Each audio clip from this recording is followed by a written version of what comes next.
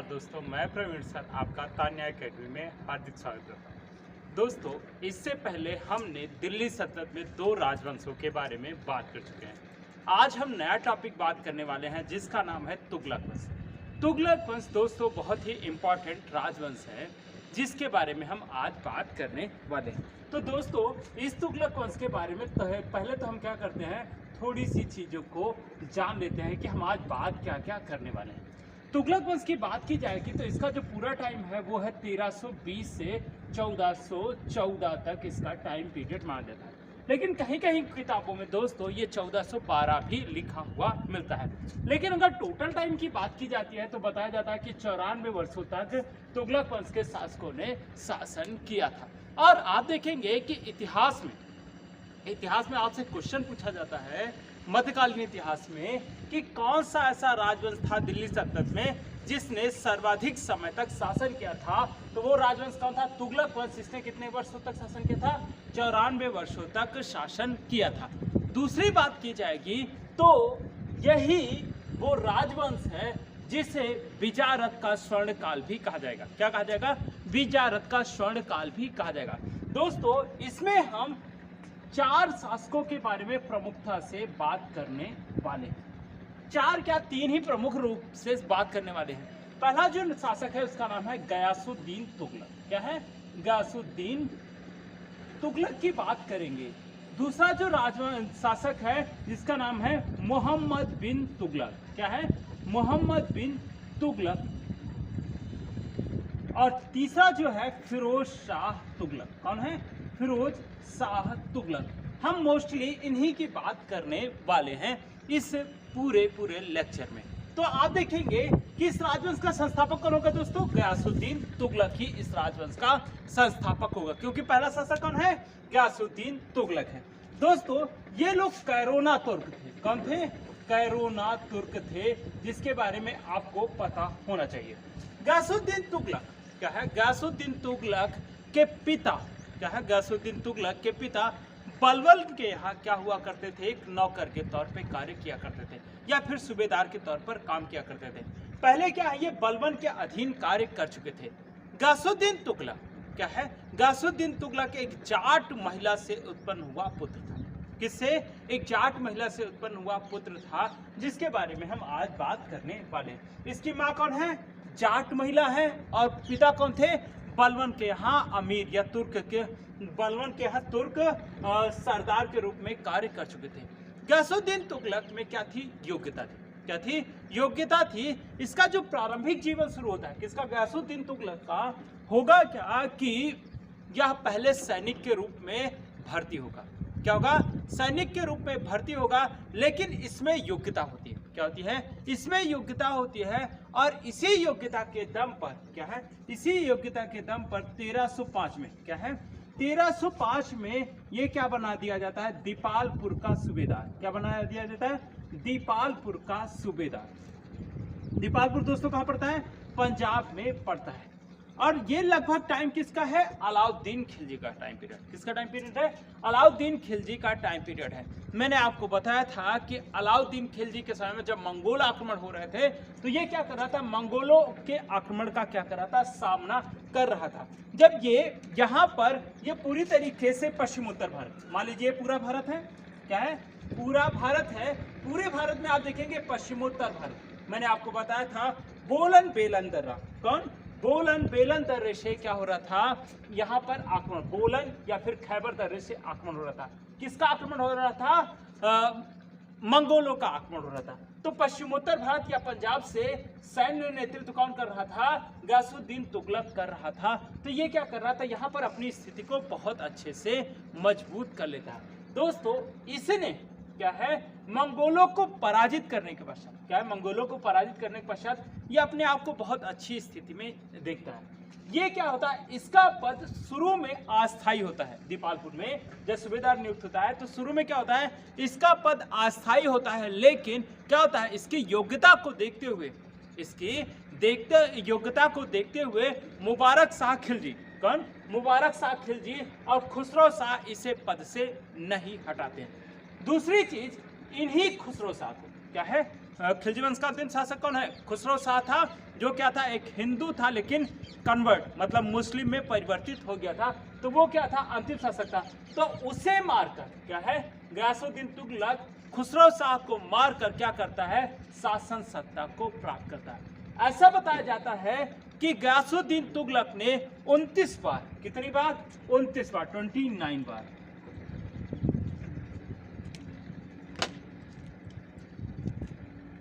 29 Mongol आक्रमणों को क्या कर दिया था, असफल कर दिया था। इसलिए ऐसा बताया जाता कि ये बहुत योग्य रहा होगा।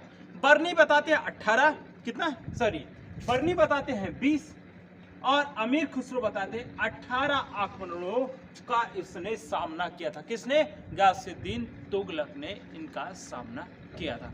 तो ये क्या है, बहुत ही योग्य व्यक्ति है। और ऐसा बताया जाता है गयासुद्दीन तुगलक क्या है, गयासुद्दीन तुगलक बहुत ही बुद्धिमान भी था। कौन था? बहुत ही बुद्धिमान भी था। अमीर खुसरो यहां तक कहता है कि ऐसा बताया जाता है कि उसके पास 100 ब्राह्मणों के जितना क्या था, दिमाग था। कौन बताता है? अमीर खुसरो बताता है। इस तरीके से हम समझते हैं कि गयासुद्दीन तुगलक बहुत ही योग्य व्यक्ति था, जिसने क्या किया है, तुगलक वंश की स्थापना की थी। और इसने मंगोलों को पराजित करके गाजी की उपाधि धारण की थी। किसकी उपाधि धारण की थी? गाजी की उपाधि धारण की थी। और दिल्ली सल्तनत में सबसे पहले गाजी की उपाधि धारण करने वाला व्यक्ति कौन था? गयासुद्दीन तुगलक था। कौन था? गयासुद्दीन तुगलक था। मतलब ये व्यक्ति क्या कर रहा है, काफिरों का वध कर रहा है। और काफिर का मतलब ये था कि मंगोलों का ये वध कर रहा था, इसलिए इसे कहा जाता है। तो दोस्तों हम क्या करेंगे, थोड़ा सा इसके बारे में लिख लेंगे, क्योंकि सारी चीजें इंपॉर्टेंट है, क्या क्या चीजें रही। ठीक है, तुगलक वंश लिखा है हमने। और तुगलक वंश में हम क्या लिखेंगे, तुगलक जो थे वो कौन थे? कैरोना तुर्क थे। कौन थे? कैरोना तुर्क थे। गयासुद्दीन तुगलक, तुगलक तुगलक कैरोना तुर्क थे। कैरोना तुर्क थे, तुर्क थे। जैसे देखेंगे ना, हमने बताया था कि इल्तुतमिश कौन था? इल्बारी तुर्क था। बलबनी इल्बारी तुर्क था। इसलिए हमको इस चीज को ध्यान रखना है। दिखेगा, गयासुद्दीन तुगलक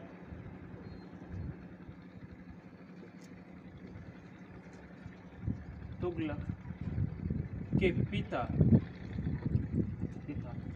बलबन के यहाँ, बलबन के यहाँ के अधीन सूबेदार थे।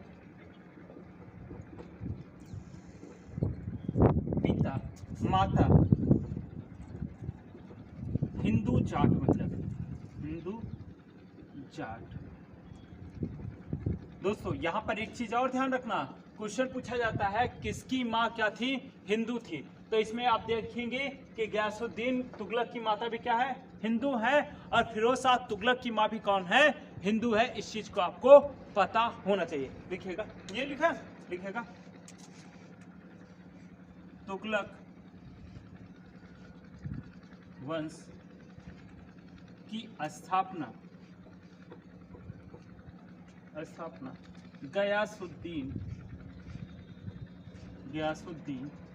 तुगलक ने खुसरो शाह की हत्या करके की थी।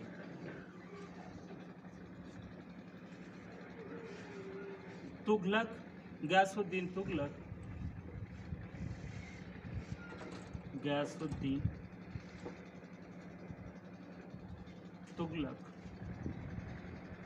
तुगलक 8 सितंबर 1320 को दिल्ली के सिंहासन पर बैठे। सिंहासन पर बैठे। दोस्तों इसके समय में भी क्या थी? प्रारंभिक कठिनाइयां थी। क्या थी? प्रारंभिक कठिनाइयां थी। इन सब कठिनाइयों को बचने के लिए क्या है, इन सब कठिनाइयों को बचने के लिए क्या क्या नीतियां लागू की उसके बारे में बात करेंगे। पहली बात तो क्या करता है, वो कोशिश करता है ढूंढने की कि कोई ऐसा और कोई व्यक्ति तो नहीं बच गया है खिलजी वंश का जो क्या कर सकता है, शासन कर सकता है। वैसे तो पता था सब मार दिए गए हैं, लेकिन जनता की सहानुभूति के लिए वो ऐसा करता है। तो ये सब चीज़ों को हमें क्या रखना है, ध्यान रखना है। तो दोस्तों इसे ये लिख लीजिए या फिर स्क्रीनशॉट ले लीजिए।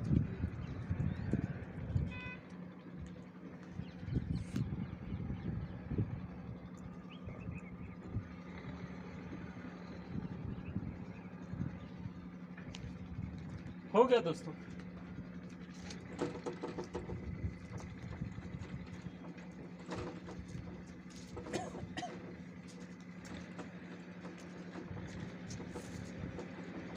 ठीक है,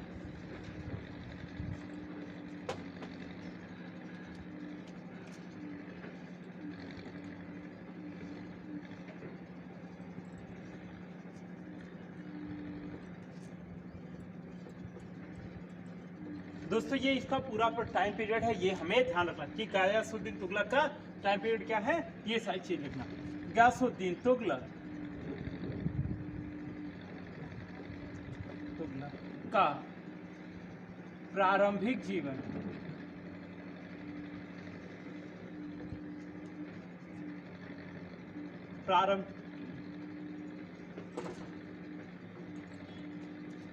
गयासुद्दीन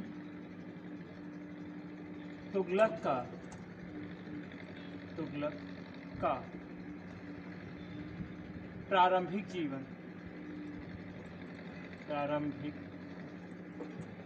जीवन सैनिक के रूप में बीता।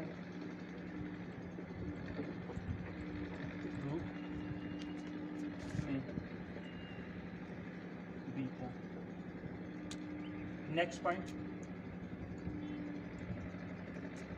गयासुद्दीन तुगलक में काफी योग्यता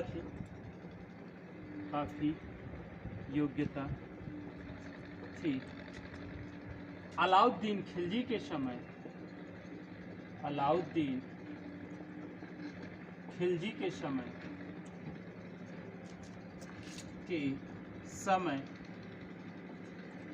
जफर खां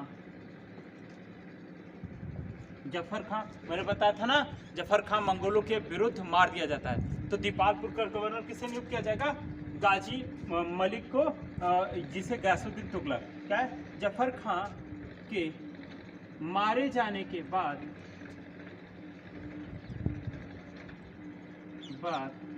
1305 ईस्वी में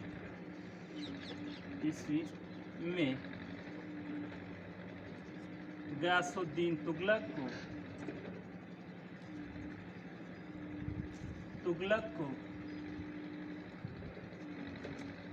दीपालपुर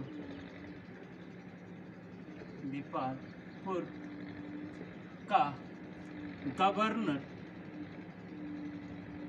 नहीं, सूबेदार लिखिएगा, सूबेदार नियुक्त किया गया।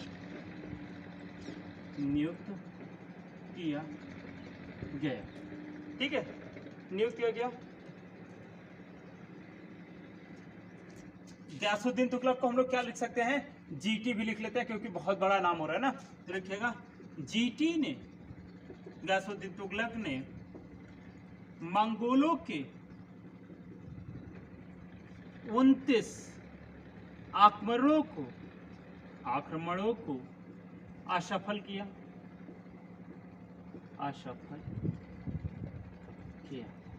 नेक्स्ट, बर्नी के अनुसार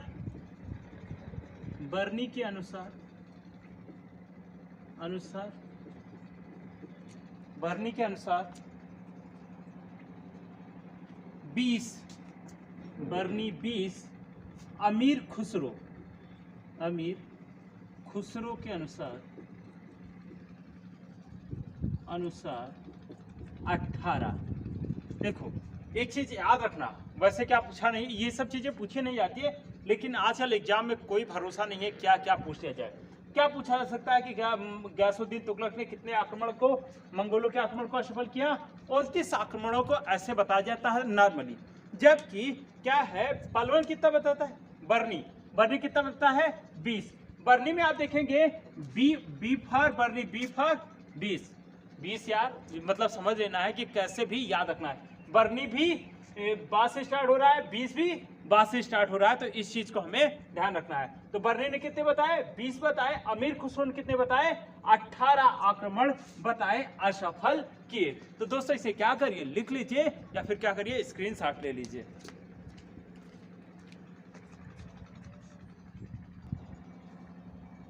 हो गया दोस्तों। अब हम बात करते हैं इनको पराजित होने के पश्चात किस नाम से विख्यात हुआ? कौन? गयासुद्दीन तुगलक। तो लिखिएगा, मंगोलों को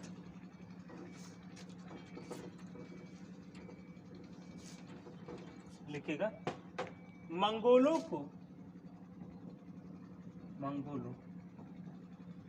को पराजित करने के पश्चात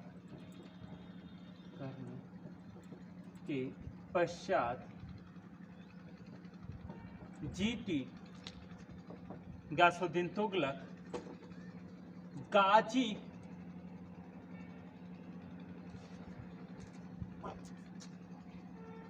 मलिक उल गाजी, गयासुद्दीन तुगलक मलिक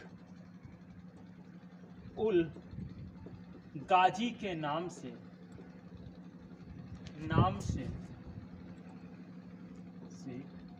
विख्यात हुआ। नेक्स्ट बात की जाए, मैंने आपको क्या बताया था कि गयासुद्दीन तुगलक ने क्या किया था?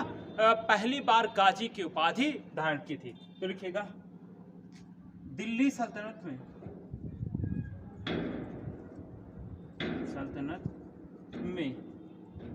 गाजी की उपाधि सर्वप्रथम तुगलक वंश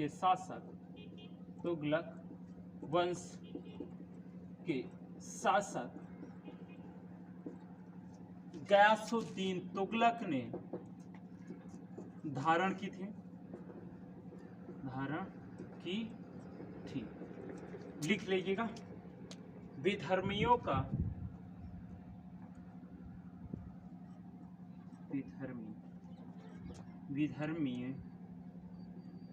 अंत, विधर्मी का वध करने वाला।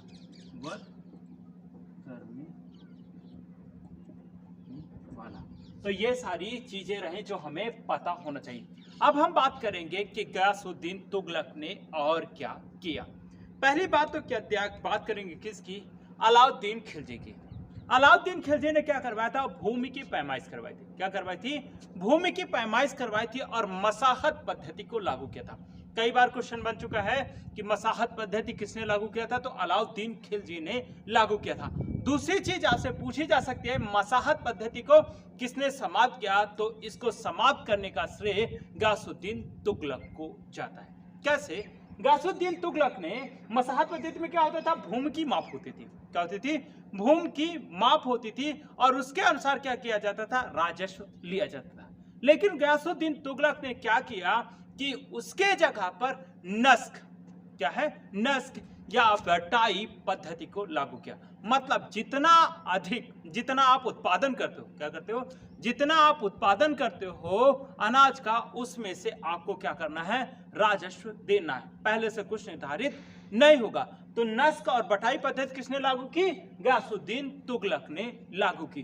दूसरी चीज, इसने कर को कम किया, 1/3 से 1/5 तक कर दिया। मतलब कि ये सारी चीजें क्या, अलाउद्दीन खिलजी के समय में कर कितना हो गया था? 50% हो गया था। उसको क्या किया? कम किया। दूसरी चीज इसने कहा, किसने? गयासुद्दीन तुगलक ने कहा कि ये क्या करेंगे, जो राजस्व में एकाएक वृद्धि हुआ करती थी, वह वृद्धि 1/10 से 1/11 से अधिक नहीं होगी। एकाएक चीजों को बढ़ाया नहीं जा सकता है। तो इस तरीके की नीति किसकी थी? गयासुद्दीन तुगलक की। क्वेश्चन क्या पूछा जाता है कि मसाहत पद्धति को समाप्त किसने किया था? तो गयासुद्दीन तुगलक ने मसाहत पद्धति को समाप्त किया था, उसके जगह पर नस्क या फिर बटाई पद्धति को लागू किया था। किसने? गयासुद्दीन तुगलक ने। इसे लिख लीजिए या फिर स्क्रीनशॉट ले लीजिए।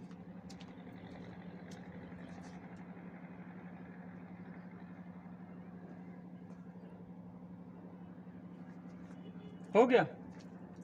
अब हम बात करते हैं क्या किया था अलाउद्दीन इसने गयासुद्दीन तुगलक ने। लिखिएगा अलाउद्दीन खिलजी। अलाउद्दीन खिलजी को हम लोग क्या लिखते थे? एक लिखते थे ना। अलाउद्दीन खिलजी की मसाहत पद्धति को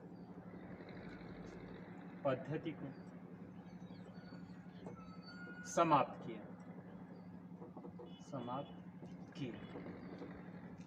नेक्स्ट नस्क ऑब्लिक बटाई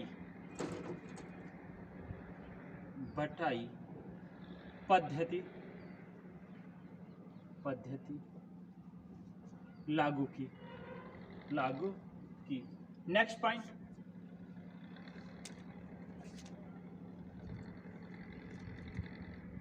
कर 1/3 से 1/5 कर वृद्धि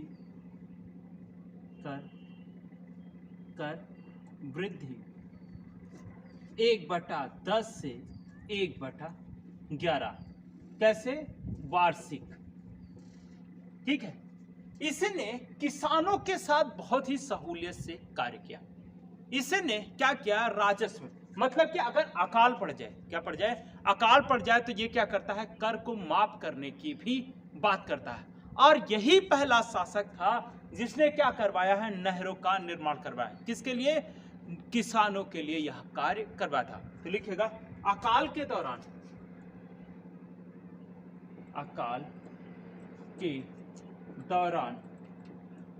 कर को माफ कर दे। कर माफ। नेक्स्ट किसानों के लिए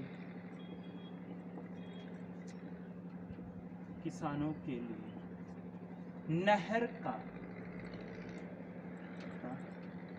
निर्माण। ठीक है, नहर का निर्माण करवाया, वो भी सर्वप्रथम दिल्ली सल्तनत में बात की गई। दोस्तों यहां पर ध्यान रखना कि सबसे पहले नहर बनवाने का श्रेय किसे दिया जाता है? नंदों को दिया जाता है। किसको? नंदों को दिया जाता है। और दूसरी चीज अभिलेखी तौर पर क्या है? सर्वप्रथम किस अभिलेख में नहर का साक्ष्य मिलता है या नहर की जानकारी मिलती है? तो खारवेल का हाथी गुम्फा अभिलेख है जिसमें नहर के बारे में जानकारी मिलती है, क्योंकि नंदों द्वारा निर्मित नहर को आगे बढ़ाने का कार्य किसने किया था? खारवेल ने किया था। इसलिए इसके बारे में विवरण किसमें मिलता है? हाथी गुम्फा अभिलेख में मिलता है। और उस नहर का नाम क्या था? तनसुली नहर था। तो लिखिएगा सर्वप्रथम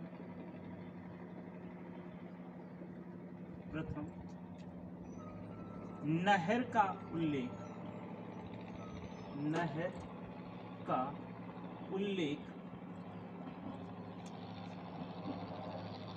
अभिलेख का उल्लेख खारवेल के हाथी गुम्फा में। खारवेल के हाथी गुम्फा अभिलेख में मिलता है।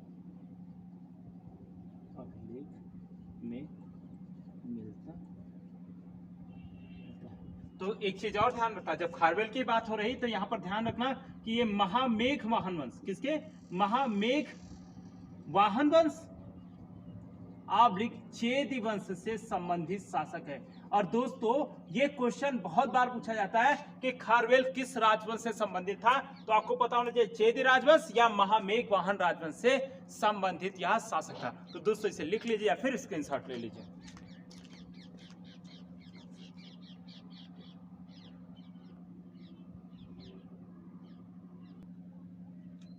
हो गया दोस्तों। अब क्या करेगा? ये सारी चीजें करेगा अलाउद्दीन खिलजी ने क्या किया था, खुद मुकद्दम चौधरियों से उसके अधिकार छीन लिए थे। किससे? विशेषाधिकार छीन लिए थे, खुद मुकद्दम चौधरियों के विशेषाधिकार छीन लिए थे। तो गयासुद्दीन तुगलक इन्हें पुनः विशेषाधिकार प्रदान करेगा।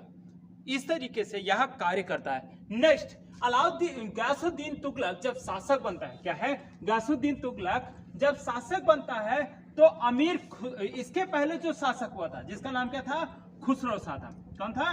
खुसरो शाह था। उसने ढेर सारा धन लुटाया था। क्या क्या था? ढेर सारा धन लुटाया था। उस धन को रिकवर करने के लिए या फिर पुनः एकत्रित करने के लिए गयासुद्दीन तुगलक ने क्या करवाया, उनकी एक सूची बनवाई। क्या बनवाई? उनकी एक सूची बनवाई कि किनको किनको धन दिया है। किसने? खुसरो शाह ने। क्योंकि मुबारक शाह खिलजी, किसके? मुबारक शाह खिलजी पागल टाइप का व्यक्ति था। मैंने बताया था शराब पीकर वो क्या करता था, नग्न होकर कहां पे आ जाता था, दरबार में आ जाता था और क्या करता था, स्त्रियों के वस्त्र पहनता था। तो पागल जैसी हरकत थी। तो क्या होगा, अमीरों के पास ढेर सारा पैसा हो जाएगा। दूसरी चीज, खुसरो शाह ने जनता मतलब कि उसके जो अमीर वर्ग थे और विद्वान वर्ग थे उनको ढेर सारा धन देकर उन्हें खुश करने की कोशिश की थी। क्योंकि वो तो हिंदू से कन्वर्ट मुसलमान था तो उसको क्या है, उस तरीके से महत्व नहीं दिया जाता था। लेकिन दोस्तों समझते हो ना कि पैसा सबसे बड़ी चीज है और पैसा सबसे बड़ी चीज होगी तो पैसे के माध्यम से लोगों को बदला भी जा सकता है। तो उसको क्या है, वो जो पैसे दिए थे उसको रिकवर भी तो करना होगा, क्योंकि राजकोष तो खाली था ना दिल्ली सल्तनत का, क्योंकि सारे पैसे तो लुटा दिए गए थे। मैंने आपको बताया था कि खुसरो शाह ने 5 लाख टंका दिया था। किसको? निजामुद्दीन औलिया से। और निजामुद्दीन औलिया से गयासुद्दीन तुगलक के संबंध अच्छे नहीं थे। क्या थे? संबंध अच्छे नहीं थे। जब उसने गयासुद्दीन तुगलक ने निजामुद्दीन औलिया से मिलने की इच्छा व्यक्त की तो गयासुद्दीन तुगलक से निजामुद्दीन औलिया मिलने से मना कर देता है। सबसे तो धन मिल जाता है, सबसे तो धन मिल जाता है, लेकिन गयासुद्दीन तुगलक को निजामुद्दीन औलिया से धन मिलता नहीं है। कारण क्या होता है? क्योंकि उसने, किसने? निजामुद्दीन औलिया ने उसे क्या किया था, उस धन को, क्या है, उस धन को निर्धनों में बांट दिया था। क्या कर दिया था? बांट दिया। जब है ही नहीं तो देंगे क्या भाई, अगर हो तब तो वापस करेंगे ना। इस तरीके से बात की जाती है। तो लिखिएगा, गयासुद्दीन तुगलक ने खुद मुकद्दम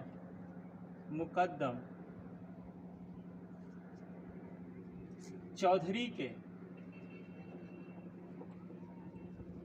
विशेषाधिकार वापस कर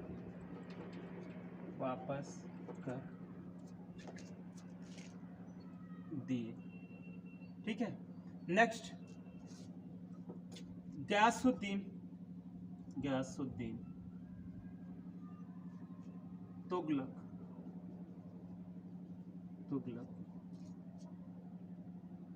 के समय दिल्ली का राजकोष खाली हो चुका था।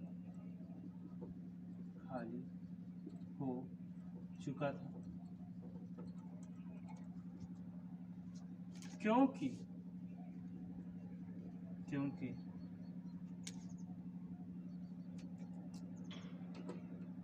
गयासुद्दीन तुगलक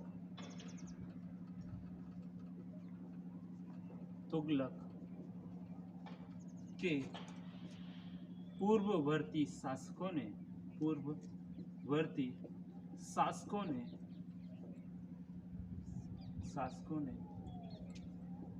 धन का बहुत अधिक व्यय किया।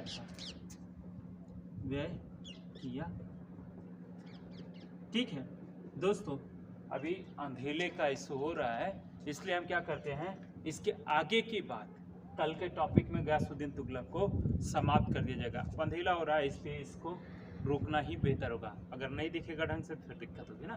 तो इसलिए आज के लिए इतना ही। Thank you.